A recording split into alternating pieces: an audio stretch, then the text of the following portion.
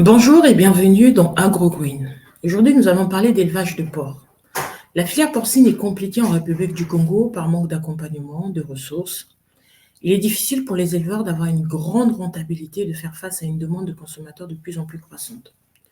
Depuis un an, je suis les activités de la société Axiom, leader français dans la génétique porcine. J'ai la chance de pouvoir échanger avec eux. Ils ont accepté de venir échanger avec moi sur AgroGreen. Dans un premier temps, nous allons échanger avec Monsieur Ipolo, qui est éleveur et qui collabore avec Axiom et qui travaille avec les éleveurs congolais. Puis Raphaël, qui est l'un des représentants d'Axiom. Pour ce qui concerne les inséminations, voilà, ça a commencé en 99 au Burkina Faso, et puis ça c'était fait à vraiment toute petite échelle parce que j'avais mon élevage et puis je pratiquais l'insémination à ce moment-là, et ça s'est fortement accentué dans les années 2020-2021. Où on a développé en dehors du Burkina, on a commencé à faire de l'exportation sur la Côte d'Ivoire, sur le Togo, sur le Bénin, sur les deux Congos, sur le Gabon, sur le Sénégal.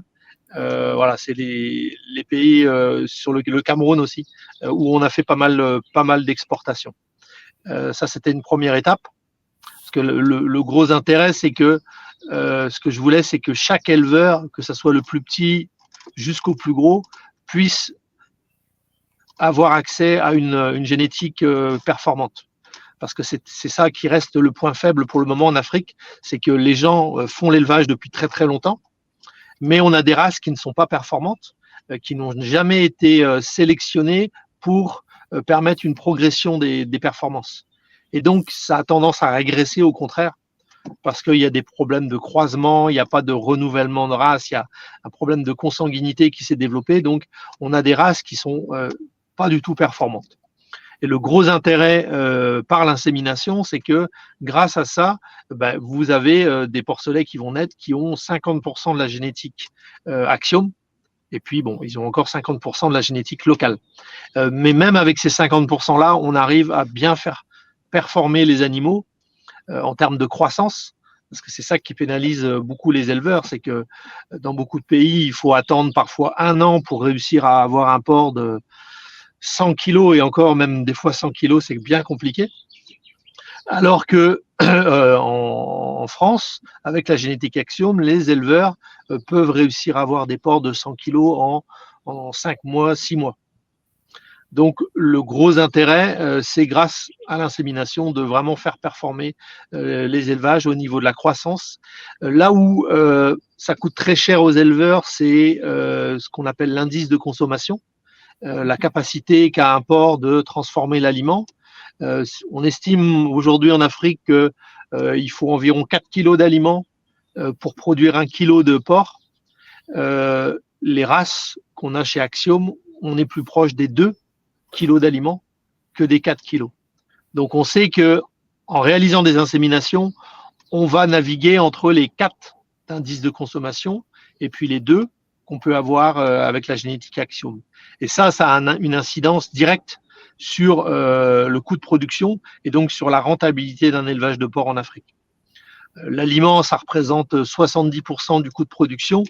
Si vous baissez la quantité d'aliments quasiment de 2, voilà, vous allez fortement baisser votre coût de production. Donc, ça va améliorer la rentabilité. Donc ça, c'est certains aspects qui sont importants.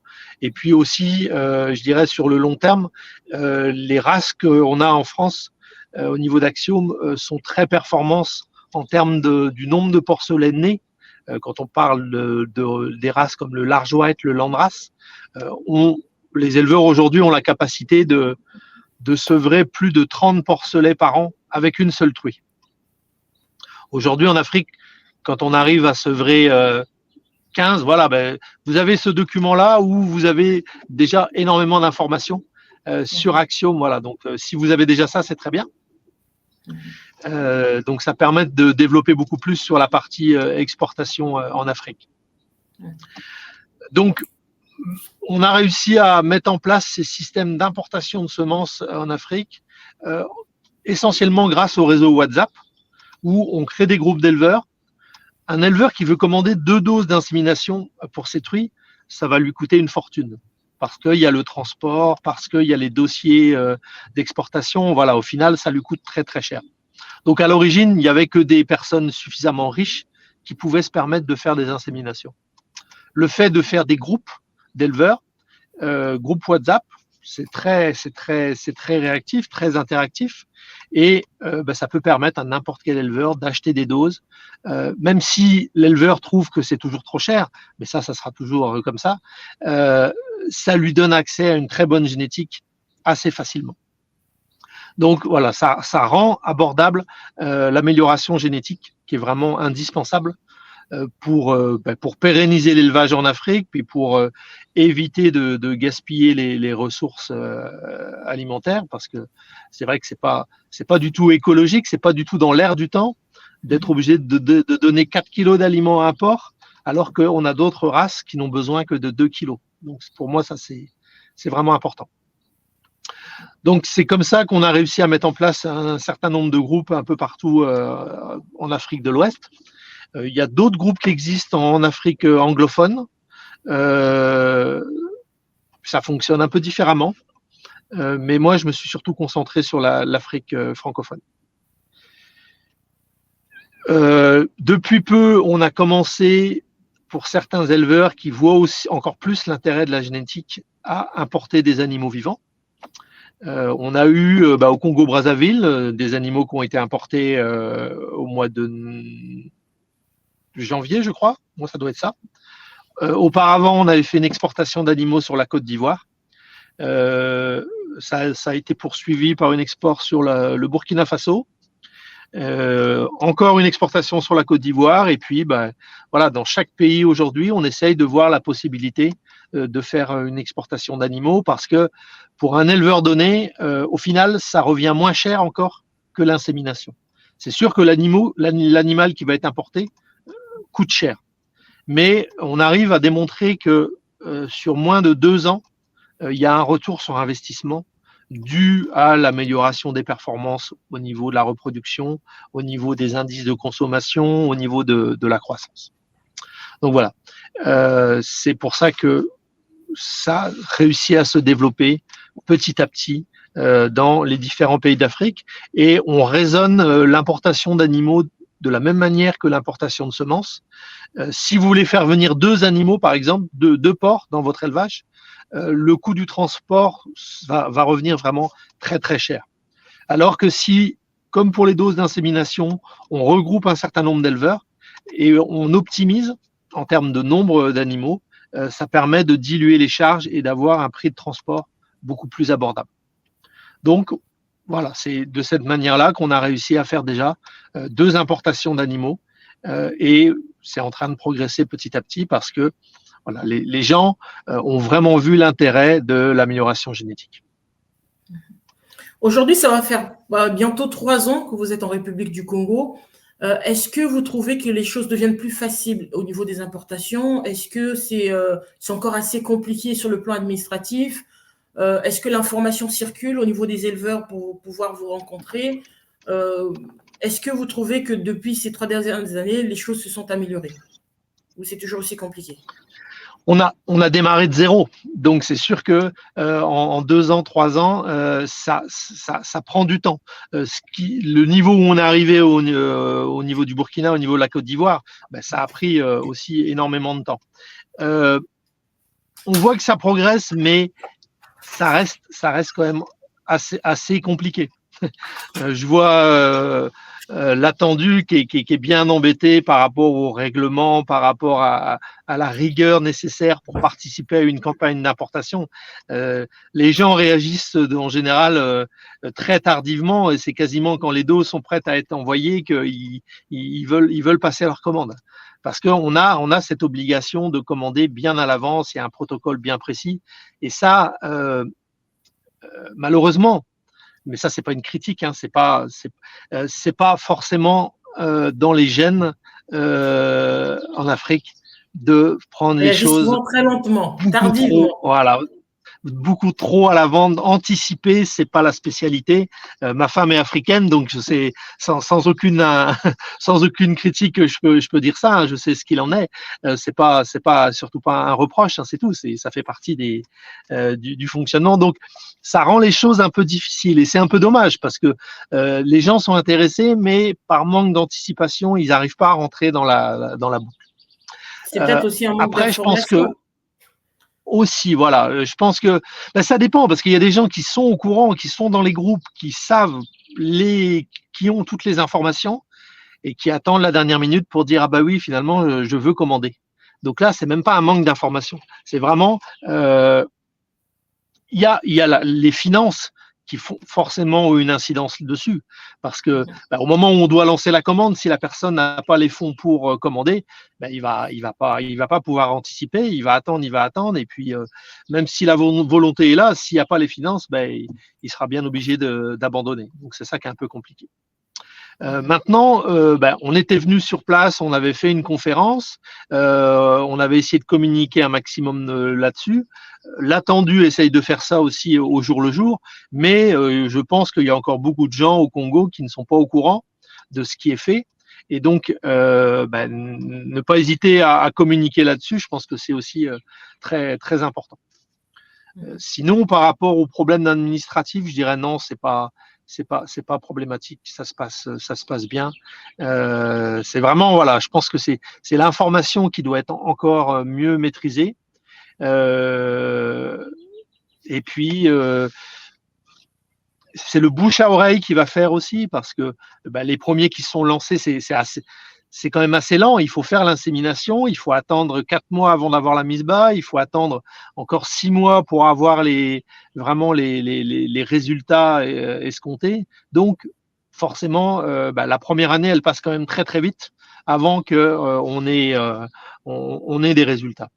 Maintenant, ceux qui ont participé, ceux qui ont eu des bons résultats, c'est aussi à eux de communiquer pour faire connaître un peu l'intérêt de la chose. Et puis, voilà, continuer à essayer de développer ça. Ce qui pose malgré tout souci, ça reste le prix. Parce que les éleveurs ont des verras, ils se disent, bon, moi j'ai mon verra, si je dois faire une saillie naturelle avec mon verra, ça va rien me coûter.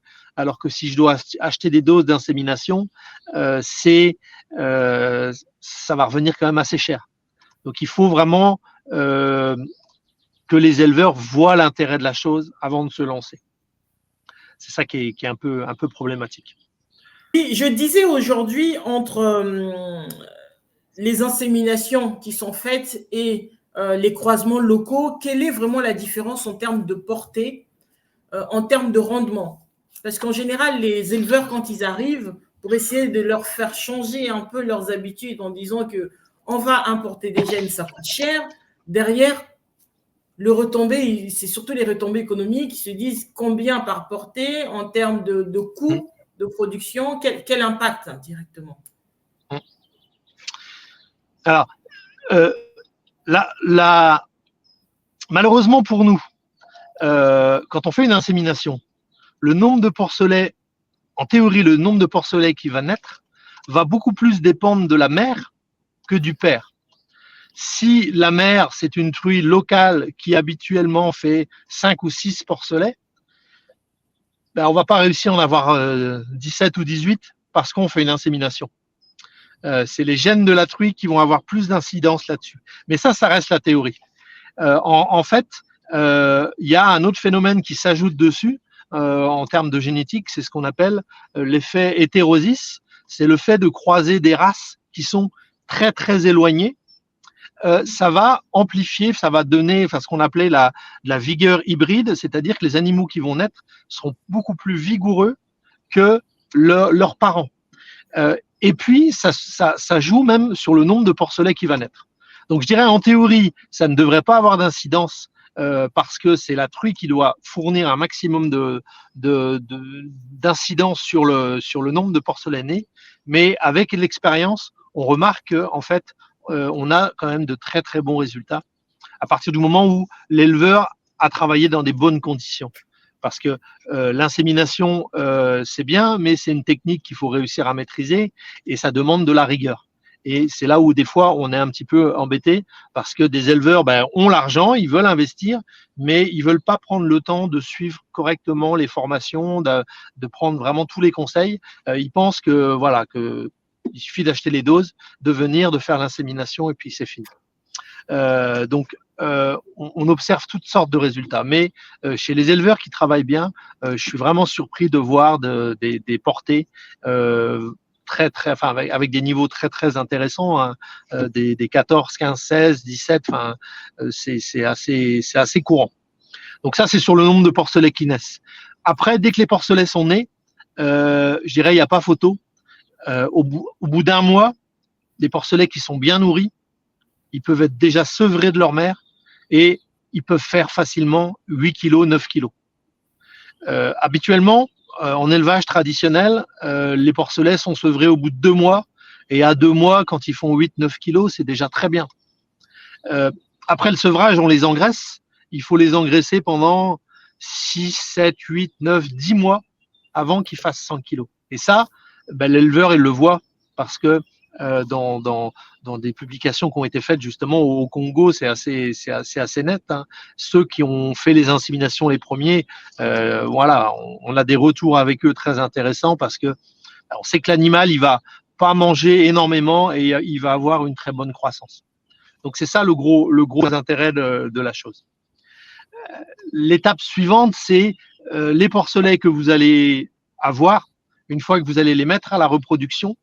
Là, vous aurez un effet encore plus net sur les performances. Parce que si vous prenez des races comme le Largeois avec le Landrace, ces petites femelles que vous aurez, elles auront un potentiel pour avoir 14, 15, 16 porcelets très facilement dès la première portée. Donc, la première étape, c'est le nombre de porcelets qui vont naître. On observe quand même des bons résultats.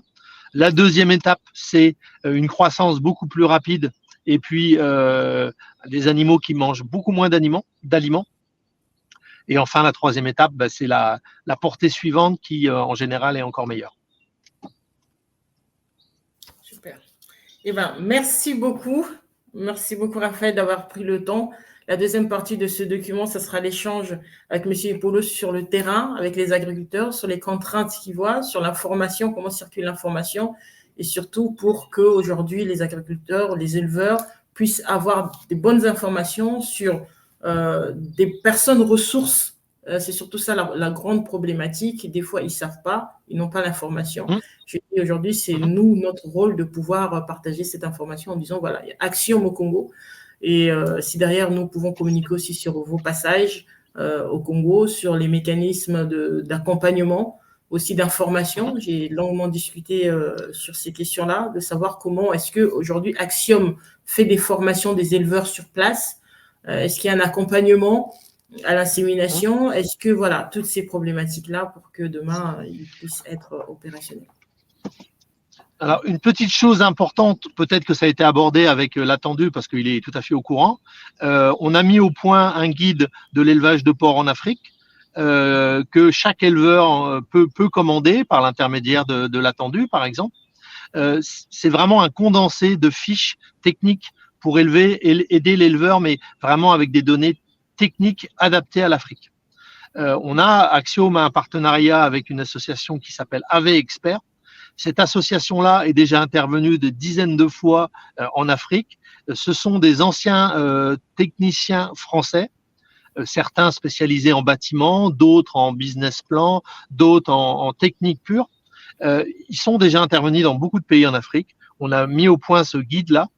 Et le travail qu'on fait avec eux aujourd'hui, c'est que, je prends l'exemple de la Côte d'Ivoire, les animaux qui ont été exportés en Côte d'Ivoire le mois dernier, les experts sont intervenus, donc les personnes d'AV Experts, il y a 2 experts qui sont intervenus quelques semaines avant que les animaux arrivent, et ils ont été faire des audits dans chaque élevage qui devait réceptionner des animaux. Et à la suite de ça, des conseils bien spécifiques ont été donnés à chaque éleveur pour qu'il puisse accueillir les animaux dans les meilleures conditions. Et ça, c'est une chose importante, c'est que l'objectif d'Axiom, c'est surtout pas de vendre des doses d'insémination ou bien des animaux et puis de laisser les éleveurs se débrouiller ensuite comme ils peuvent. En aucun cas, c'est notre objectif. Ce qu'on veut vraiment, c'est que apporter la génétique, mais aussi la méthode pour pouvoir l'utiliser le mieux possible et avoir le meilleur retour sur investissement. Donc ça, il est question de faire une importation d'animaux aussi sur le Congo. Ça fait partie aussi des possibilités qu'il y aura. Si des éleveurs s'inscrivent dans le programme, on va faire intervenir les experts pour les aider à mettre leur élevage dans les meilleures conditions pour que les animaux puissent être bien accueillis. Okay. Merci beaucoup, Raphaël. N'hésitez pas si vous avez d'autres questions par la suite. Merci beaucoup. Bonne journée. Bonjour, Monsieur Ipolo. Bonjour, madame. Alors, vous êtes représentant de la société Axiom en République du Congo. En 2 mots, c'est quoi la société Axiom? Tout d'abord, il faut savoir que Axiom est leader en génétique française, avec 2 filiales en Espagne et puis en Chine. Et aujourd'hui, Axiom est en train de s'implanter un peu partout en Afrique pour essayer de gagner un peu le marché africain. Bon, ils ont environ 200 experts spécialisés dans la génétique. Et puis derrière, ils ont environ 2000 Vera. Autrefois, il me semble que c'était 1600. Donc là, on parle de Vera sélectionneurs. Voilà, donc destinés pour les prélèvements. Et puis, si ma mémoire est bonne, c'est environ 6000 reproductrices. Voilà. Donc, c'est ce que je peux dire sur Axiom. Et surtout la connaissance que j'ai fait avec Axiom à Rennes, donc lors du forum des éleveurs. J'ai été convié par monsieur Raphaël Tchebo. Je suis arrivé là-bas, qui était accompagné de madame Sigrid, qui gère aussi la partie un peu export. Voilà, donc nous avons largement échangé et puis tout de suite on a vu que le courant passait très bien et qu'il y avait possibilité de collaborer et de mettre en place en fait un représentant au Congo-Brazzaville. Donc là, on est vraiment dans la sélection des gènes, sélection des races plus résistantes, plus productives. Et comment est perçu ce message au niveau des agriculteurs qui sont encore dans une agriculture, dans un élevage, on va dire, rustique au Congo? On n'a pas encore de grande production de porc. Comment ils perçoivent ces nouvelles technologies? Moi, je pense que déjà, c'est une très bonne nouvelle. D'où m'est venue cette idée-là? Avant tout, je n'ai fait que de l'insémination ici en Europe. Donc, une fois arrivé au Congo, pour moi, je trouvais ça étrange de faire justement de la monte naturelle. Voilà. Donc, quand je fais de la monte naturelle, très vite, je suis confronté à un problème. C'est la consanguinité. Parce que on se rend compte très vite que c'est le même sang qui circule dans toute la ville de Pointe-Noire et donc par ricochet Brazzaville. Donc, lorsque je prends l'initiative de renouveler mes mâles, c'est là où je me dis, mais non, c'est pas possible. C'est pas possible parce que j'ai pris chez un tel, arrivé à un moment, je vais être buté, problème de consanguinité. Donc, tout de suite, c'est là où m'est venue l'idée de procéder à l'insémination artificielle. Et comment importer ces semences-là? Voilà. Donc, le problème, moi, j'ai d'abord été confronté à ce problème, personnellement. À partir de là, je me suis dit, non, si j'ai ce problème, bon nombre de nos frères congolais ont ce problème-là. Et comment faire? Comment importer les semences? Pour moi, c'était vraiment nouveau, quoi. Donc, je pense que la plupart des éleveurs, pour eux, c'est déjà une très, très bonne chose. C'est une très bonne chose de savoir qu'il y a possibilité de renouveler la génétique, grâce à Axiom, qui est leader en génétique française. Et puis, on voit tout de suite les résultats. On produit plus de viande, génétiquement, les porcs sont meilleurs. Les GMQ, qu'on appelle les gains moyens quotidiens, sont relativement élevés, étant donné que nous avons des problèmes d'aliments au Congo. Donc, nous avons des indices de consommation qui sont relativement faibles. Donc, moi, je pense que c'est le bon plan pour tous les Congolais. Et donc, le bon plan pour tous les Congolais. Alors, j'aimerais savoir aujourd'hui, est-ce que l'élevage de porc, c'est une utopie ou ça devient une réalité? Parce qu'être éleveur, c'est difficile. Est-ce que c'est difficile? C'est Ouais. ça la Est-ce que question? c'est difficile? Oui, est-ce que c'est difficile? Bon, moi, je pense que c'est difficile si et seulement si on n'a pas la connaissance. Voilà. Euh, le constat fait, c'est que nombreux se lancent dans l'élevage de porc sans avoir de connaissances. Et oui, forcément, après, ils sont butés. Hein. Même moi qui ai très peu de connaissances, ça m'arrive de me dire, mais qu'est-ce qu'il faut faire? Est-ce qu'il faut lâcher ou pas? Non. Et ça prend du temps. Le processus prend du temps. Donc, je pense que pour répondre à cette question, si c'est difficile si on n'a pas la connaissance, si on ne se forme pas. Parce qu'on va donner tout et n'importe quoi aux animaux, ben forcément, on n'aura pas les résultats escomptés. Est-ce que il y a certains éleveurs qui ne veulent pas se prendre la tête, ils font quoi? Ben, ils laissent les animaux à la traîne. Donc, ça devient de l'élevage un peu archaïque. Et puis,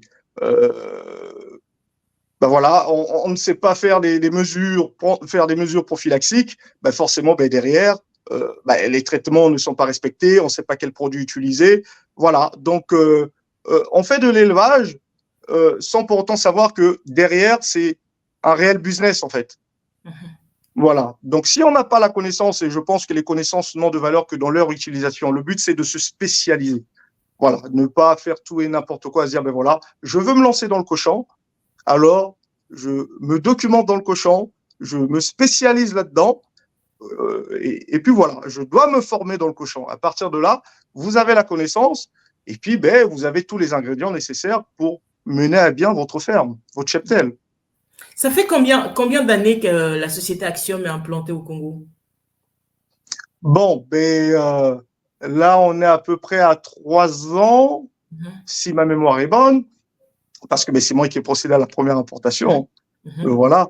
Donc, mais avant de passer à la première importation, il y a eu une campagne d'abord de sensibilisation. Hein. J'ai convié Axiom au Congo-Brazzaville. Hein. C'est vrai qu'Axiom a fait un peu le tour. Hein. Donc, il y a eu la Côte d'Ivoire, il me semble, le Cameroun, le Burkina, le Congo-Kinshasa. Et puis, heureusement, même pour le Congo-Brazzaville, ça a failli être annulé. Hein. J'ai dit non, vous ne pouvez pas aller à gauche et droite sans passer par le Congo-Brazzaville. Il y a déjà toutes les structures qui sont en place. Non, il faut venir au Congo-Brazzaville, sensibiliser les éleveurs congolais, hein, surtout à cette nouvelle génétique, cette nouvelle pratique. Surtout pour les Congolais, je dis que c'est une nouvelle pratique. Hein, l'insémination, c'est pas quelque chose qu'on fait d'une manière voilà, systématique, non. Donc, voilà, on a pris le temps avec Axiom de préparer la conférence, et puis Axiom est arrivé sur place. Nous avons fait la conférence au centre-ville, ça s'est très très bien passé. Beaucoup d'éleveurs étaient intéressés. Et puis à partir de là, nous avons calé une date pour la première importation. Voilà, donc ça fait environ 3 ans. Quels sont les profils d'agriculteurs, d'éleveurs, pardon, excusez-moi, qui viennent aujourd'hui vous solliciter vos services? Parce que on se dit la génétique, ça commence à faire son chemin. Beaucoup de Congolais sont dans des périodes soit de reconversion ou de double activité. Est-ce que c'est encore le producteur, le producteur au village qui vient vous solliciter, ou ça peut être des personnes qui sont en ville aujourd'hui qui veulent faire de l'élevage? Là, aujourd'hui, je rencontre un peu de tout. Voilà, je rencontre un peu de tout. Hein. Je suis même surpris de voir que il y a des gens qui autrefois trouvaient que c'était un métier sale, pas noble du tout. Notamment nos frères, désolé, hein, mais nos frères qui travaillent dans le domaine pétrolier. Aujourd'hui, je suis très surpris de voir qu'ils sont très nombreux maintenant là-dedans, parce qu'ils ont compris qu'il n'y a pas que le pétrole, justement, qui viennent aujourd'hui prendre des conseils pour se tourner vers le domaine agropastoral, hein, plus précisément dans la filière porcine. Et puis, on trouve aussi un peu... on va dire le Congolais un peu lambda, hein, qui sort du village, qui se dit, voilà, je veux produire, mais toujours aussi d'une manière archaïque. Alors, nous justement, nous sommes là hein, pour dire que non, aujourd'hui, il faut il faut produire différemment, et ça, c'est possible. Voilà comment ça se passe, voilà comment ça se passe. Donc, de nos jours, je rencontre un peu de tout, mais des hommes d'affaires qui viennent me voir, nos frères de la diaspora, voilà, qui me contactent depuis la Russie, depuis la Chine, depuis la France, depuis la Belgique, pour dire, ben voilà, j'ai la terre, j'ai les box, j'ai commencé. Bon, ça, c'est mettre un peu la charrue avant les bœufs, hein, parce que normalement, le technicien, on le consulte avant même de mettre les box en place, voilà, qui me contactent, me disent, ben voilà, on est de la diaspora aujourd'hui, mais on veut produire sérieusement de la viande de porc. On a vu vos vidéos et maintenant, on veut s'installer. Comment ça se passe? Donc, je rencontre un peu de tout. Voilà, un peu de tout. En termes de race porcine, qu'est-ce qu'on trouve actuellement au Congo? Parce que Bon, j'ai parcouru un peu cette affiche d'Axiom et j'étais assez ouais. intéressée de voir ce que vous étiez en train de faire, les différentes races porcines qui sont là. Laquelle est plus adaptée actuellement chez nous pour le Congo? Bon, ben, ce qui me plaît déjà avec Axiom, euh, bon, maintenant, ça fait un peu longtemps que Axiom travaille avec l'Afrique. Ce qui me plaît avec Axiom, c'est que ils travaillent sur euh, des génétiques capables de répondre à nos conditions, en fait. C'est Nos ça, conditions climatiques, climatique. voilà. Tout type d'aliments qu'on peut trouver en Afrique. Ces animaux-là peuvent s'adapter. Donc, on peut notamment, bah, on sait que la race large white existe il y a fort longtemps. Hein. Donc, on peut notamment citer la large white, Londras, du piétrin aussi, hein, qui est une très très bonne race. Nous avons là du Duroc, que les Congolais aiment bien. Hein. Et puis, ben, Axiom, toujours dans l'amélioration génétique, nous propose par exemple du Thor, du Valence. Et là, nous sommes en train d'expérimenter cette génétique-là, mais principalement du large white, du Londras, du Duroc et du piétrin. Voilà. Et ce sont, on va dire, les plus grandes races hein, qui existent dans le monde. Voilà, qui s'adaptent parfaitement à notre environnement, nos conditions. Et puis, ben, aujourd'hui, ben, les Congolais ont pris l'habitude. Hein. Généralement, ils passent par du large white, mais veulent tester d'autres génétiques que Axiom met en place. Mis en place. Combien Ouais. ça coûte aujourd'hui, concrètement? C'est ça qui va. Je veux me lancer dans l'élevage de porc. Je viens vous solliciter. J'ai trouvé mon petit terrain. Je Ouais, vous ai consulté. J'en ai galéré pour faire mes box. J'ai tout. ouais. Maintenant, je passe aux gamètes. Je fais comment? Les gènes. Bah Combien ça oui, coûte? mais en fait, j'en rigole parce qu'on me l'a déjà posé plusieurs fois cette question. Voilà. Euh, Là, je parle de ceux qui ont beaucoup d'argent et ceux qui n'ont pas du tout les moyens. Voilà, qui me disent, ben voilà, monsieur Hippolyte, ça coûte combien? Bah, c'est pas évident. C'est pas évident parce que c'est tout un processus en fait. Voilà, on a le terrain, tout va dépendre des dimensions. On a un travail qui doit être fait en amont, qui est le programme de production. Hein. Il faut d'abord travailler sur le programme de production. Ça c'est primordial. Voilà, c'est le programme de production qui va définir le nombre de box en maternité, le nombre de box au post-sevrage, le nombre de box en verreterie gestante et le nombre de box en engraissement. Voilà. Donc, si on ne travaille pas en amont sur le programme de production, alors on va construire une maison. Voilà, on a le projet d'avoir 7 gosses, mais on construit une maison de 2 chambres salon. Et puis on est buté. C'est là où on se rend compte que l'élevage est difficile, s'il faut revenir sur ça. Voilà, on a des animaux un peu partout, on ne sait plus quoi faire, parce qu'on n'a pas travaillé sur le programme de production. Et c'est le programme de production qui va nous donner toutes ces informations-là. À partir de là, on connaît les besoins, mais avant de travailler sur le programme de production aussi, l'éleveur doit définir ses objectifs de production annuels. Voilà, il sait que à l'année, Voilà, donc c'est quand même difficile de répondre à cette question si on n'a pas les informations de la part de l'éleveur. Et chaque éleveur a un objectif différent. Voilà, j'ai pour objectif, voilà, peut-être un jour de produire 1300 cochons à l'année. Mon voisin, il veut en produire 1000 et forcément, le programme de production ne donnera pas les mêmes résultats parce qu'on va partir sur un nombre de truies productives bien défini et forcément, on aura le nombre de porcs à produire à l'année. Donc, on travaille d'abord sur le programme de production.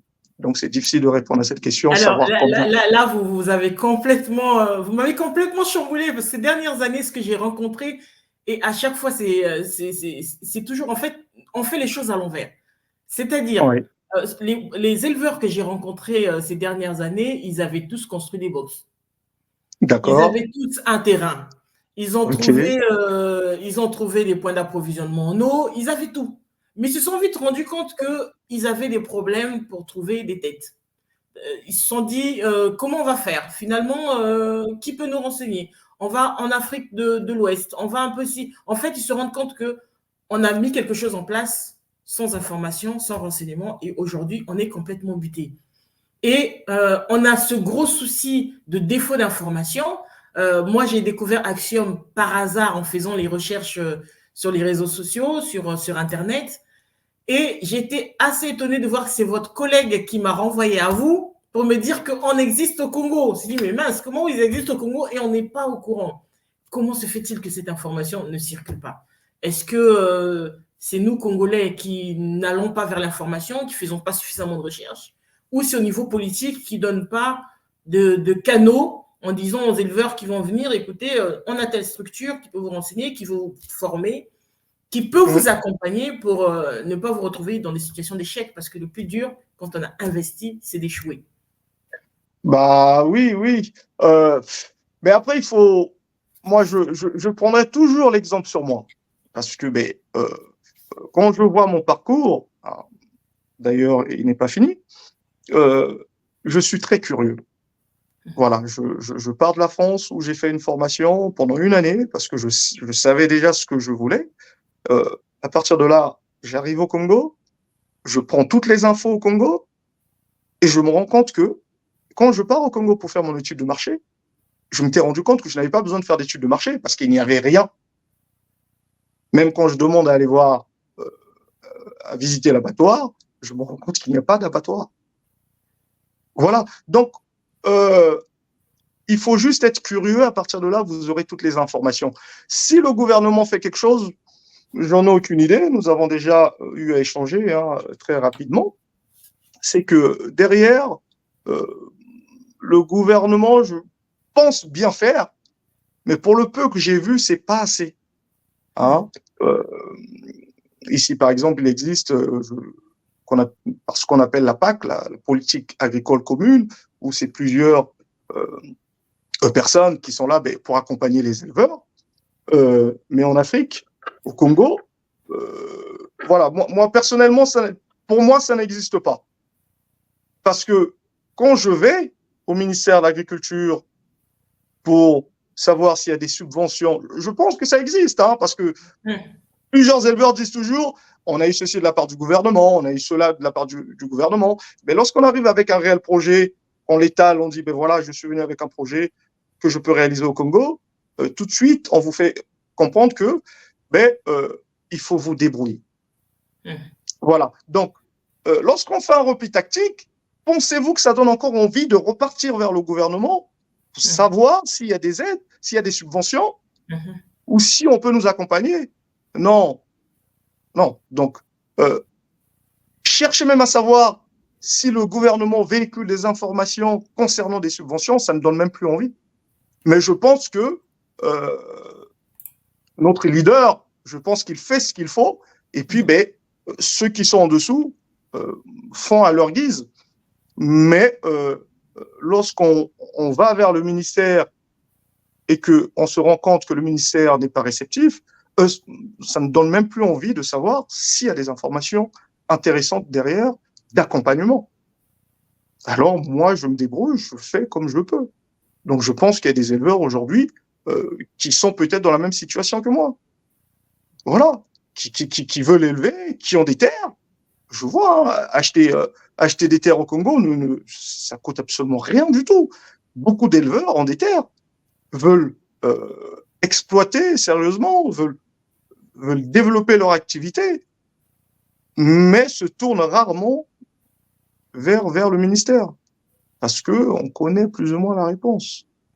Est-ce que ça donne encore envie de se renseigner? Je ne sais pas, je ne pense pas. Donc voilà, il faut être curieux. Il faut être curieux. L'éleveur doit être curieux. Voilà, faire ses recherches, frapper à telle porte. Et c'est comme ça que j'ai connu Axiom, parce que j'étais curieux. Est-ce que sur place au Congo, vous avez des centres de formation pour les éleveurs? Comment vous organisez la formation des éleveurs? Bon, je pense que ça existe. Hein. Je pense, j'en ai déjà entendu parler. Hein. Non, je parle d'Axiom, dans le cas d'Axiom. Ah, dans le cas non, non. Pas du tout. De toutes les manières, on n'a jamais échangé là-dessus. Hein. Avec Axiom, nous sommes en train de voir la possibilité de mettre un CIA, donc un centre d'insémination artificielle, qui forcément demande un budget quand même important. Voilà, pour éviter justement d'importer des semences, parce que ça coûte aussi un peu cher à nos frères congolais. Hein. Je suis là pour répondre aux besoins, aux exigences des éleveurs congolais. Voilà, si je peux à terme proposer des produits vraiment pas chers, des semences pas chères, mais il faut mettre en place un centre d'insémination, donc faire venir des reproducteurs. Hein, à partir de là, créer un laboratoire, tout ce qu'il faut pour pouvoir faire des prélèvements sur place, et puis distribuer des doses pas chères. Donc le frère congolais qui a une truie, je dirais en chaleur, qui a l'intention de l'accoupler, par exemple, demain, si et seulement si on a un centre d'insémination, il y a possibilité de récolter la semence, par exemple, aujourd'hui. Voilà, il récupère sa semence aujourd'hui. Le lendemain, il insémine parce qu'on a un centre sur place et ça va coûter vachement moins cher parce que c'est produit sur place. Voilà, pour le moment, nous importons. Donc forcément, il y a des marges. Il y a des marges. Donc, centre de formation, non. Mais centre d'insémination, on en a déjà discuté avec Axiom. Ça demande quand même une somme importante. Est-ce qu'il faut se tourner vers le ministère, savoir s'il y a possibilité d'avoir une subvention? Je ne sais pas. Je ne sais pas. Mais je suis en train de voir s'il n'y a pas possibilité que je finance justement ce centre. Voir aussi avec d'autres éleveurs sérieux, hein, puisqu'il y a aussi beaucoup d'éleveurs qui ne sont pas sérieux, voir avec d'autres éleveurs sérieux s'il y a possibilité de créer une coopérative et puis à partir de là, mettre en place un centre d'insémination sur place. Et puis ça sera non seulement gagnant pour moi et pour les collaborateurs, mais aussi pour tout le pays. Et puis nous allons améliorer la génétique sur tout le territoire national. Et ça va aller très vite. Très, très vite.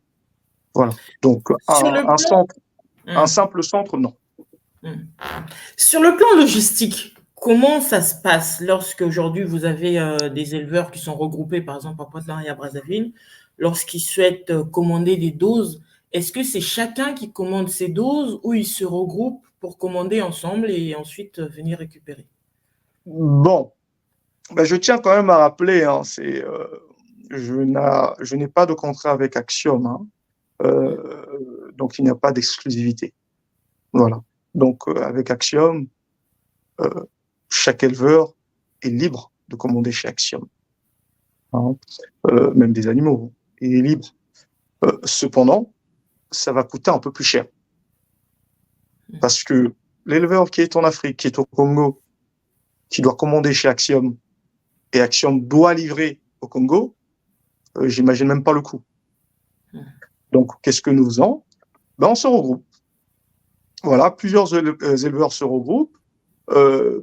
Tout ça en fonction des besoins de chaque éleveur, parce que nous ne voulons pas tous la même génétique. Hein. Par exemple, là, j'ai eu à commander mes semences. Je n'ai pas pris de landrace, mais il y a des éleveurs qui ont pris la génétique landrace. Donc, on définit un peu les besoins. Chaque éleveur définit ses besoins. À partir de là, on fait le total des doses commandées en fonction de chaque génétique. Et puis, la demande est envoyée à Axiom. Axiom valide la commande, nous envoie la facture pro forma. Et puis, à partir de là, je m'organise, c'est moi qui m'organise. Soit j'expédie, si j'ai une connaissance, ça arrive aussi. Si j'ai une connaissance, la personne peut partir avec la glacière, ou bien moi je m'organise, je prends un billet d'avion, je vais au Congo pour livrer d'abord à Pointe-Noire et puis à Brazzaville. Voilà, donc on essaie vraiment de passer une commande groupée, parce que sinon après ça revient quand même cher si chaque éleveur doit commander. Voilà, parce que chez Axiom, il y a quand même des frais aussi. Il y a quand même quelques frais qui s'ajoutent, des frais administratifs, tout ça. Donc, on essaie vraiment de passer une commande groupée. Le minimum, c'est 100 doses. Voilà, on essaie vraiment d'atteindre les 100 doses pour être un peu plus tranquille. Et puis, mais derrière, une fois les doses arrivées, je fournis au Ponténégrin et puis au Brazzaville. Timing assez serré, du coup. Combien de délais de durée de vie de ces semences et à quelle température? Bon, durée de vie, là, on a toujours un petit souci aussi avec, c'est qu'on a du mal à définir en fait la durée de vie de ces spermatozoïdes-là, parce que j'ai un ami qui travaille chez PEAC à Brazzaville, qui m'avait dit que même jusqu'à 10 jours, au microscope, on pouvait voir que les spermatozoïdes étaient mobiles, très mobiles. Voilà, donc on a encore du mal à définir le nombre de jours. Maintenant, si on tient compte du jour de prélèvement jusqu'à la date d'insémination, on évite de dépasser les 7 jours. Voilà. C'est vrai que sur la poche de semences, donc sur la dose, nous avons une date limite d'utilisation. Mais c'est juste à titre indicatif. Voilà, c'est juste à titre indicatif. J'ai eu à inséminer là mes truies sans tenir compte de cette date-là. Je l'avais largement dépassé, il me semble, de 3 jours. Ça a bien marché. Donc jusqu'à aujourd'hui, on ne sait pas combien de temps peuvent vivre ces spermatozoïdes-là. Mais ce qui est sûr, au moins 10 jours. Parce que jusqu'à 10 jours, on a pu voir que les spermatozoïdes étaient mobiles. Il me semble qu'il y avait une deuxième question. Facteur limitant, l'alimentation qui pose souvent problème. Aujourd'hui. Il me semble que vous avez voulu parler de conservation aussi. Oui, délai de conservation. Oui. Donc voilà, ce qu'on conseille aux éleveurs, c'est de conserver les semences entre 15 degrés et 25. Ça représente quoi? Température ambiante? Pardon? Ça représente quoi à peu près à l'échelle de... Oui, c'est en fait entre 15 et 25 degrés, ça permet aux spermatozoïdes de vivre correctement et puis de tenir assez bon. Voilà. Et tout en sachant que la température optimum, c'est 17 degrés. À 17 degrés, voilà, on sait que les spermatozoïdes vont consommer moins de nutriments, puisqu'il y a des nutriments là-dedans. Donc forcément, ils vont vivre plus longtemps. Mais si on est en dessous de 15 ou bien au-dessus de 25, forcément, ils vont plus consommer. Et donc, forcément, ils iront très vite vers la mort. Donc, on essaie vraiment de respecter les températures. Voilà. Donc, c'est pour ça que d'ailleurs, j'ai des conservateurs de semences réglés à 17 degrés parce que ça correspond à la température idéale pour ces spermatozoïdes-là, qui sont des êtres vivants. Donc, on fait attention à tout ça. Donc, techniquement, il faut qu'ils aient des conservateurs de semences. Ils ne peuvent pas se permettre, une fois achetés, de les conserver à température ambiante ou de les mettre au réfrigérateur classique. Non, pas dans le frigo, pas dans le frigo, surtout pas. C'est déjà arrivé où des éleveurs ont perdu leurs semences parce que le frigo que nous avons, nous, à la maison, je ne sais pas si j'ai bien compris la question, ne permet pas de conserver à bonne température, surtout pas. Hein. Voilà, où c'est déjà arrivé des éleveurs qui ont mis au congélateur alors qu'il ne faut pas. C'est pour ça que je dis qu'il est important d'avoir la connaissance. Voilà. Est-ce qu'il faut avoir un conservateur de semences? Pour celui qui veut faire que de l'insémination artificielle, oui, je le conseille. Voilà, j'ai des amis éleveurs aujourd'hui mais qui ont leur conservateur de semences. Voilà, ils m'ont contacté, ben, monsieur Icolo, il me faut un conservateur.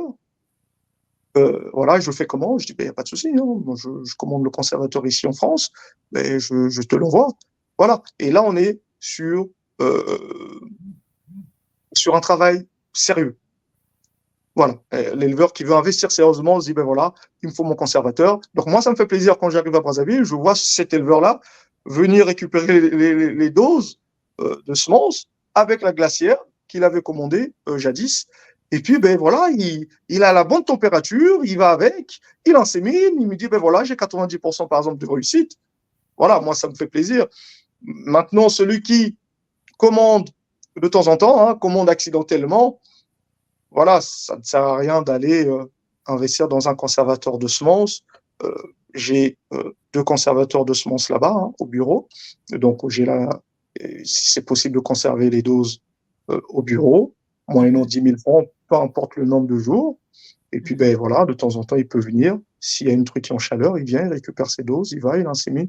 Déjà, ça sera moins coûteux que d'investir dans un conservateur s'il n'a pas derrière un projet à long terme. Voilà.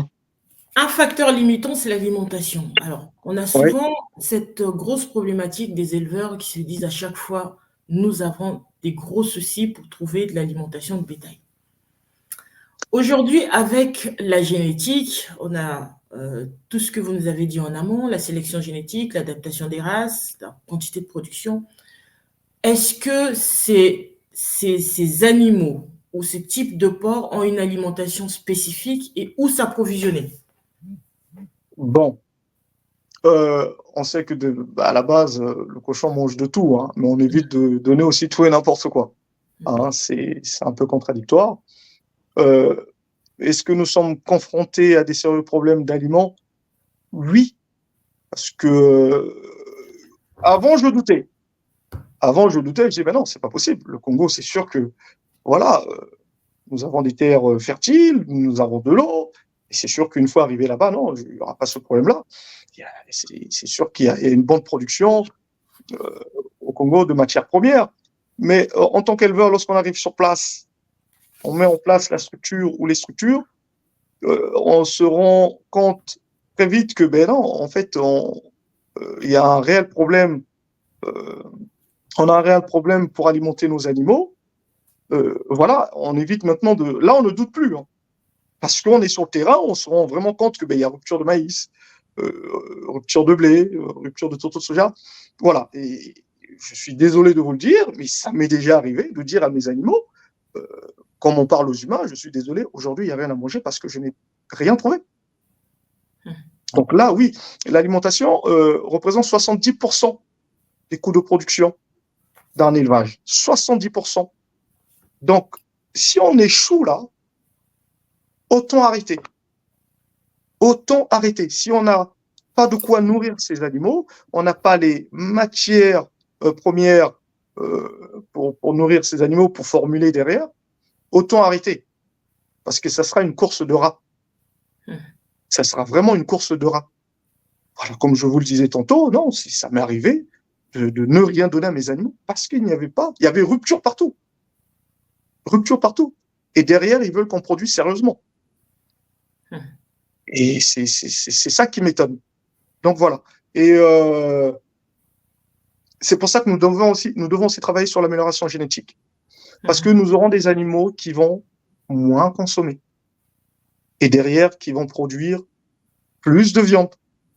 Parce que génétiquement, ben, c'est fait pour. C'est vraiment fait pour. Voilà, il faut réduire les indices de consommation. Et grâce à l'amélioration génétique. Voilà, il nous faut des gènes Q intéressants, donc des gains moyens quotidiens intéressants. Maintenant, est-ce qu'ils peuvent s'adapter à notre aliment? Bien sûr. Bien sûr. Il suffit tout simplement de respecter les compositions alimentaires. Voilà, c'est pas parce que on a des animaux qui sont génétiquement meilleurs qu'on peut donner tout et n'importe quoi. Non, il faut vraiment respecter les formules alimentaires en fonction de chaque stade physiologique de l'animal. Puis derrière, vous aurez de très très bons résultats. Il faut juste respecter les formules. Donc ce sont des animaux qui s'adaptent très bien. En termes de demande locale, on sait que le Congolais est un gros consommateur de porc. Pour ne pas citer les consommateurs du dimanche, ceux qui vont faire la marche, parce qu'on sait tous que le dimanche, c'est le ngoulou. Tout le monde a son petit restaurant fétiche où il va après la marche du dimanche. Et de l'autre côté, il y a les transformateurs locaux, ceux qui se lancent dans la production locale de produits carnés. Aujourd'hui, au niveau local, est-ce que vous arrivez à répondre à la demande? Ben, en fait, moi-même, je suis confronté à ce problème-là parce que je suis tout le temps au pays. Voilà, j'y vais maintenant pratiquement tous les 2 mois. Hein. Tous les 2 mois, je suis au pays, max 3 mois. On a du mal à satisfaire. On a du mal à satisfaire, on a du mal à répondre aux besoins de ces consommateurs-là. Voilà, ça va très vite. Et c'est pour ça que nous devons produire sérieusement. Voilà. Et je me rends même compte que c'est pas que les dimanches. Vous voyez, on consomme de la viande de porc tous les jours. Hein. Je prends un exemple, j'ai un bar au Congo-Brazzaville, hein, plus précisément un Goyo. Et tous les jours, on abat un porc. Tous les jours. Voilà. Et là, là, c'est parce que j'ai ciblé juste un petit coin où je me suis posé. Je me dis, ben voilà, voilà, je produis du cochon. Allez, si on peut abattre un porc tous les jours, ben là, au bout d'une semaine, voire 2 semaines, on est obligé d'aller chez le voisin et dire, ben non, je vais être en rupture chez moi. Voilà. Et là, je ne parle que de moi. Et sans parler de tous toutes ces personnes-là qui abattent voilà, les dimanches. Et j'ai vu des, je ne sais pas s'il faut les appeler aussi des éleveurs, non, des gens spécialisés dans la découpe, hein, des vendeurs, parce que ce ne sont pas forcément des éleveurs. Hein. Voilà, ils achètent et puis ben, ils abattent chaque dimanche. Voilà, j'ai vu des vendeurs abattre 4 cochons en un jour. Et c'est 80-90 kilos. Voilà. Et puis, ils sont là, il y a plusieurs personnes qui font la découpe. Et puis, quand j'arrive, je me dis, mais c'est extraordinaire. Et c'est la même personne qui va vous dire, mais est-ce que vous en avez en stock? Parce que nous en voulons. Voilà. Donc, on a du mal à suivre. Voilà. Je peux encore ben, vous citer, par exemple, ben, il n'y a pas très longtemps de cela, j'étais à Franprix. J'étais à Franprix, là-bas à Pointe-Noire. Je suis allé voir le chef boucher, qui est un Français, qui m'avait bien reçu. Voilà, nous avons bien échangé. Et à partir de là, il me dit, est-ce que vous êtes capable de me fournir de la viande de porc? Voilà, pour moi, c'était l'extase. Je me dis, oui, voilà, je vais vous fournir, c'est possible, dès demain ou après-demain. Et quand je vais à la ferme, je me rends compte que non, je ne pourrais pas fournir voilà, ce dont il a besoin. C'est pas possible. Et il me semble que c'est 2 voire 3 cochons par semaine, et ce sont des porcs de minimum 80 kilos. Et qui est capable, là, aujourd'hui, de fournir 4 porcs, 3-4 porcs à une personne qui veut faire de la transformation? Ils font de la transformation à Franprix. Mais non, on n'est pas capable. Il faut vraiment une grande structure capable de produire plusieurs porcs par mois pour pouvoir fournir à ce charcutier. Sinon, c'est pas possible. L'éleveur lambda, comme on dit, qui produit de temps en temps 10 porcs, 5 porcs, 20 porcs, mais ne peut pas assurer la livraison 2, 3, 4 fois par semaine. C'est pas possible. C'est pas possible parce qu'il y a une forte demande. Il y a une forte demande, mais derrière, on n'arrive pas à suivre. On n'arrive pas à suivre.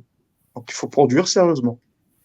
Et il y Le a de la plus place grand pour tout le monde. élevage à Pointe-Noire ou à Brazzaville, c'est combien de têtes actuellement? Est-ce que vous avez une idée? Mais il y a des choses qu'on ne peut pas aussi Je citer. suppose que vous devez être dans le lot. Non, non, pas du tout. Pas du tout. Loin, loin, loin de tout ça. Je pense que le plus grand producteur, c'est bon. Après, je veux pas aller dans les détails. J'ai mes raisons. Mais je pense que le plus grand producteur actuellement, c'est la société PEAC. Donc la société PEAC, qui est à Brazzaville. Voilà. Et, je pense que je vais pas en dire plus. Vous ne me direz pas le nombre de têtes? Voilà. Mais déjà sur ça, j'en ai aucune idée. Mais je sais que c'est une ferme. Voilà, avec c'est une structure aux normes européennes, déjà, que je peux dire, qui font de l'insémination, qui produit sérieusement, voilà, qui est situé à Brazzaville, mais je ne peux pas en dire plus. Voilà, et puis, voilà, de temps en temps, on échange, mais on ne va pas, on ne pose pas des questions pointues, à savoir, bon, vous avez combien de têtes? Parce que pour déterminer, on va dire, le nombre de têtes, c'est en fonction du nombre de truies productives. Voilà, à partir de là, on peut avoir une idée. Donc, on peut demander tout de suite à l'éleveur, vous avez combien de truies productives? Et c'est ce qui se fait ici en France. Voilà, un éleveur qui vous dit, j'ai un élevage, ne vous dira pas, j'ai un élevage de 2000 porcs. Voilà, l'éleveur vous dira que j'ai un éleveur, par exemple, de 600 truies productives. Mais capable de vous dire que je produis, par exemple, 10 000 têtes à l'année. Ça, c'est possible. Donc, la taille d'une ferme est fonction du nombre de truies productives. Donc, voilà. Moi, pour moi, je suis une fourmi, à côté de tous ces producteurs, même ceux qui sont à Pointe-Noire. Non, j'ai vu des fermes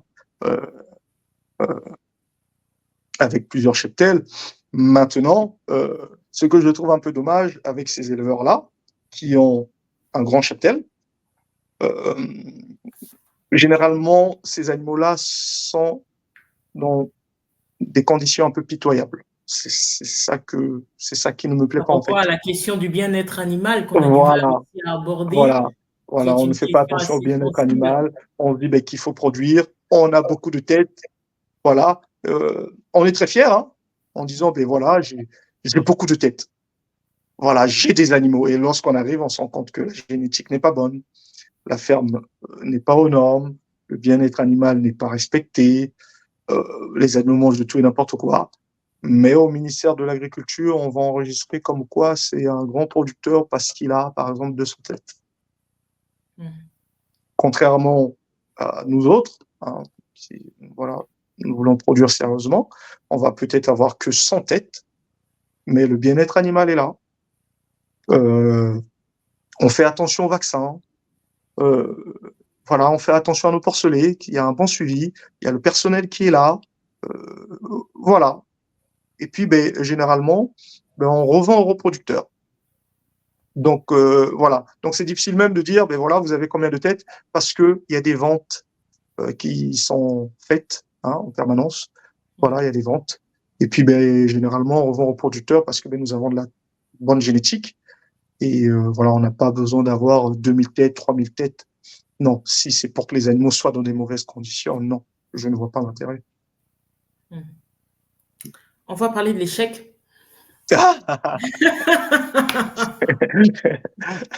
Alors, c'est difficile en tant que producteur. On a vu, j'ai vu quelques éleveurs de volailles quand ils perdaient tout, dans quel état ils étaient. Et je peux vous dire, il y en a que c'était comme s'ils perdaient un membre de leur famille. C'est compliqué. Et aujourd'hui, parler d'insémination, comme on l'avait dit, l'insémination a un coût. Lorsqu'un éleveur aujourd'hui, il investit, il veut tant de doses, et quand il se rend compte derrière ça n'a pas marché, vous, qu'est-ce que vous faites pour le rassurer que voilà, ça arrive, qu'on échoue, mais il faut continuer, il faut investir. Parce qu'on est dans le vivant. Hein. Après tout, le Bah vivant est oui, tellement oui, instable, oui. ça peut ne pas marcher. Bon, ben, j'en rigole parce que justement le fait d'être sur le terrain, j'ai vu des éleveurs, hein, j'ai vu des éleveurs souffrir et puis je comprends, hein, je comprends. Je vais d'abord citer cette phrase de Napoléon Hill qui disait que l'échec signifie tout simplement que le plan a été mal conçu. Recommencer, mais inlassablement. Donc on ne baisse pas les bras. Voilà, j'ai connu un éleveur qui a dépensé des millions. Hein, seulement si un jour jette un œil sur cette vidéo, il va se reconnaître. Il a dépensé des millions. Je pense qu'il a échoué une première fois, deuxième fois, et puis c'est au bout de la troisième fois qu'il a commencé à avoir des résultats. Mais il aurait pu abandonner. Et aujourd'hui, il fait partie de la prochaine importation du mois de juillet. Et lorsqu'il commande, c'est avec enthousiasme, parce qu'il sait que ça marche. Donc, il ne faut pas abandonner. C'est pas une science exacte. Ce n'est pas parce que j'ai une femme qui ne tombe pas enceinte que je ne vais pas continuer. C'est pas parce qu'elle a fait des morts-nés que je vais arrêter. Il faut tout faire pour avoir un gosse. Donc c'est pareil pour l'éleveur qui essaye avec l'insémination. Je sais que ça représente un coût. Voilà, on a échoué, voilà, ça n'a pas marché. Mais il faut se poser quelques questions. Pourquoi ça n'a pas marché? Voilà, ça ouvre l'esprit. Parce qu'on s'est posé la question, pourquoi ça n'a pas marché? Peut-être que le problème ne vient pas des semences. Généralement, ça ne vient pas des semences. Parce que si j'utilise de la génétique large white et que tu utilises de la génétique large white et que chez moi ça a marché, pas chez toi, c'est pas un problème de semences. Rarement aussi, ça peut être un problème de conservation.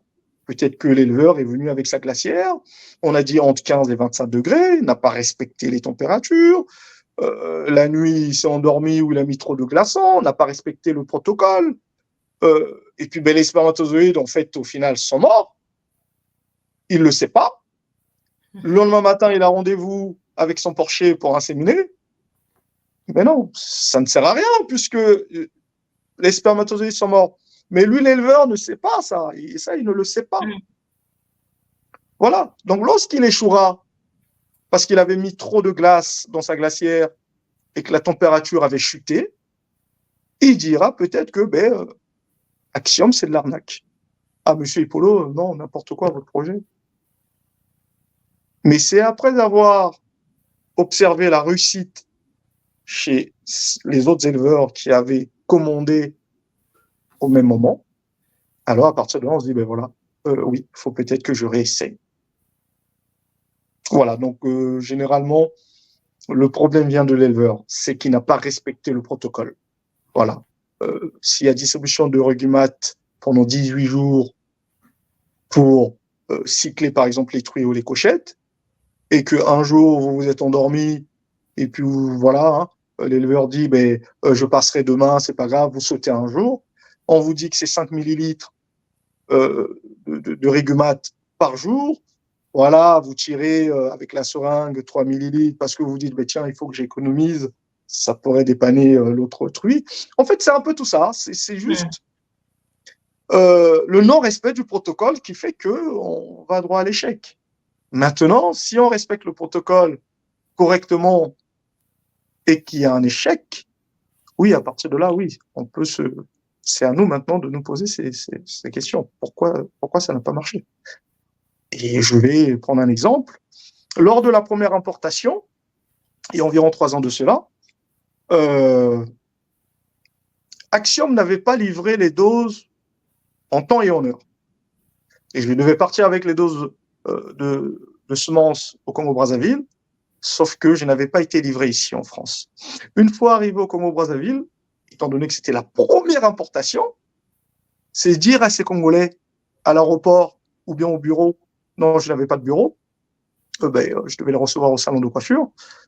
Une fois arrivé là-bas, dire aux éleveurs en face, non, oui, c'est la première importation, mais je suis venu sans les doses. Mais où sont nos millions? On a financé, première importation. Vous avez parlé de l'amélioration génétique, de l'insémination. On a donné des millions. Où sont les doses? Voilà. Il faut faire comprendre à ces éleveurs. Le problème ne vient pas de moi. Le problème vient d'Axiom. Axiom n'a pas livré en temps et en heure. Voilà, donc là, il faut être assez mature hein, pour comprendre que, Et voilà. pédagogue aussi. Ah oui, ah oui. Beaucoup de pédagogie. Ils savent que monsieur Hippolyte est comme ceci, comme cela. Donc, voilà, il faut être très, très sérieux, très rigoureux, très discipliné hein, surtout dans ce domaine-là, dans ce secteur-là. Hein. Voilà. OK, monsieur Hippolyte, on vous croit. J'appelle Axiom, je dis, il faut faire un geste commercial. Hein. Ah là, il faut trouver rapidement une solution parce que le problème ne vient pas de nous. Qu'est-ce qu'Axiom fait? Toutes ces doses-là, je dis aux éleveurs, écoutez, il y a des doses qui vont arriver dans 2-3 jours. Utilisez-les quand même, mais Axiom va faire un geste commercial. Voilà. Et Axiom avait fait un geste commercial, et puis les éleveurs étaient satisfaits. Et puis c'est là où nous avons eu nos premiers résultats issus de l'insémination. Donc voilà, le problème peut venir aussi d'Axiom, mais c'est rare. C'est rare. Voilà, c'est vraiment une société très sérieuse, donc voilà, elle fait attention à son image, donc c'est plutôt à nous, hein, Congolais, de bien faire les choses. Et travailler avec nos frères congolais, c'est pas évident. Et je le sais. Voilà, ils sont nonchalants et puis voilà, font ce qu'ils veulent et puis derrière disent non, ça ne marche pas maintenant. Voilà, encore un cas là récemment, première importation pour un éleveur. Écoute ce qu'on a à te dire, respecte le protocole. Mais non, tu donnes du Régumat aux truies qui sont déjà gestantes. Et puis 1-2 semaines après, c'est pour dire que en fait mes truies ont mis bas. J'ai dit c'est pas possible. C'est impossible. C'est impossible puisqu'on vient d'inséminer, ça fait à peine 2-3 semaines. Faut pas me dire que les truies ont mis bas, c'est que les truies là étaient pleines. Donc vous avez cyclé des truies pleines, vous avez inséminé des truies pleines, mais un jour vous allez inséminer des verras. C'est pas bon du tout. Parce que derrière, il y a eu de la négligence. Voilà, donc il n'y a pas de suivi. Parce que l'éleveur qui veut cycler une truie gestante et puis derrière insémine une truie gestante, il y a un problème. Là, le problème ne vient pas de moi, ne vient pas d'Axiom. Parce qu'il n'avait pas la connaissance. C'est une personne qui n'avait jamais été formée. C'est pour ça que je parlais, en fait, de connaissance. Il faut avoir la connaissance avant de se lancer dans ce secteur.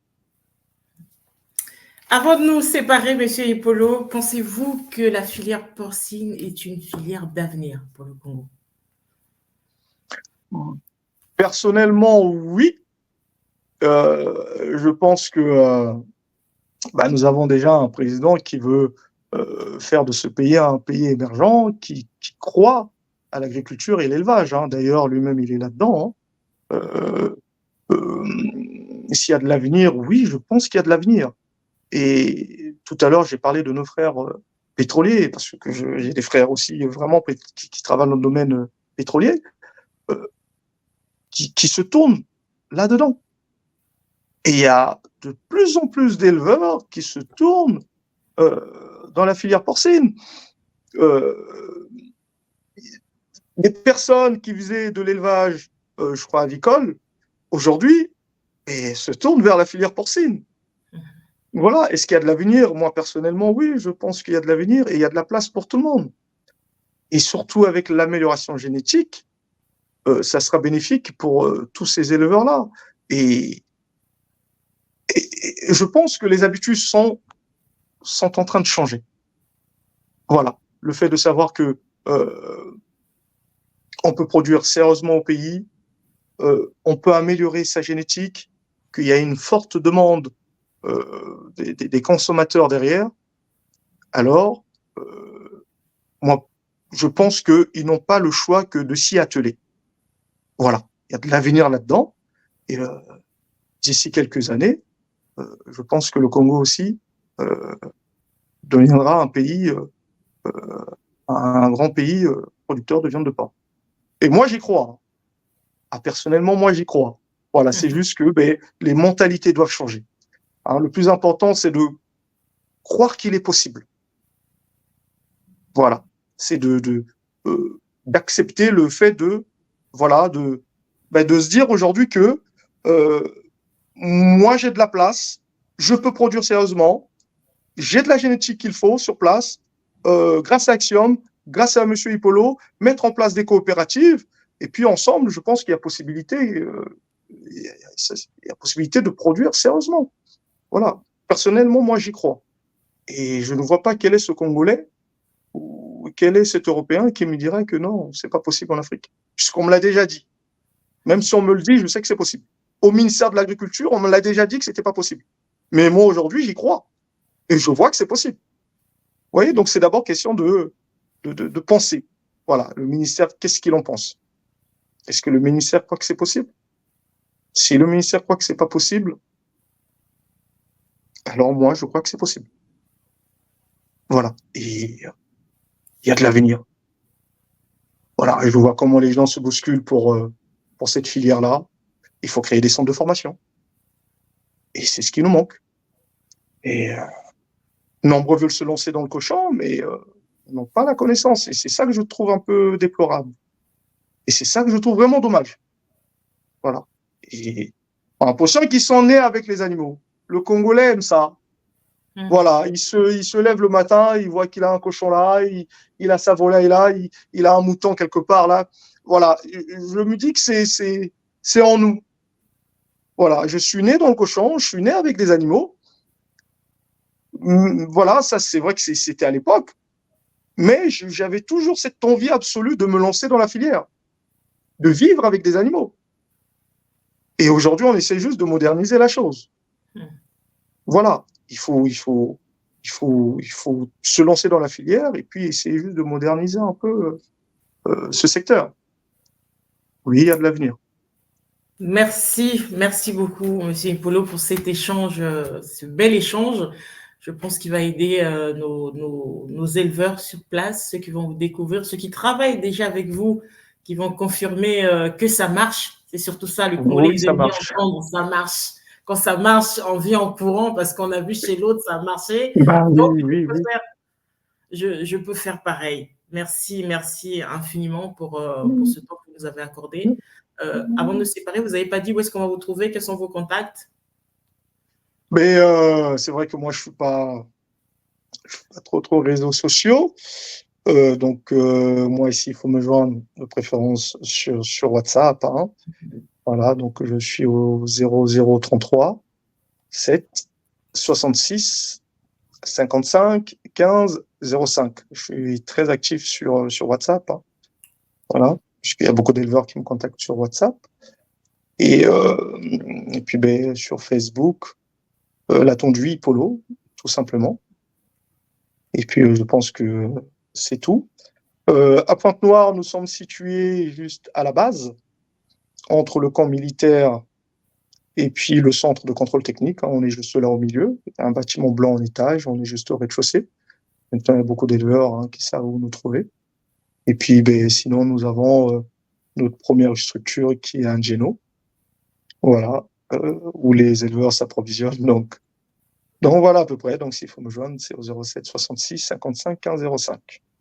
Merci beaucoup, Monsieur Hippolo, et on vous dit à très bientôt. En tout cas, merci beaucoup, madame. Merci.